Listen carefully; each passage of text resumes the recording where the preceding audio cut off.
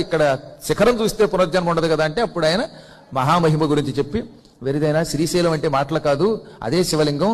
శివుడు ఒక నియమం చేశాడు, ఇక్కడ శిఖర దర్శనం చేసుకున్నవాడు వచ్చే జన్మలో కాశీలో మరణిస్తాడు, వాడికి మోక్షం వస్తుంది. అంత తేలికగా కాశీ మరణం రమ్మంటే రాదు. శ్రీశైలంలో ప్రతి అణువణువు ఈశ్వరుడికి అత్యంత ప్రీతిపాత్రమైన లింగమే.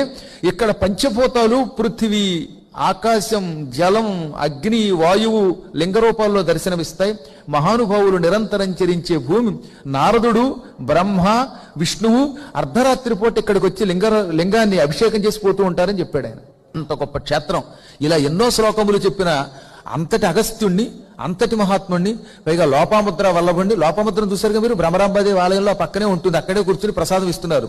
అక్కడేమో లోపాముద్ర ఉన్నది, ఇక్కడేమో అగస్త్యుడు గుళ్ళో కూర్చుంటాడు, ఇక్కడేమో రామప్రతిష్ఠిత సహస్రలింగం ఉన్నది. ఏది స్వామివారి వృద్ధమల్లికార్జునుడు వెనకాతల, అమ్మవారి దగ్గర సీతా ప్రతిష్ఠిత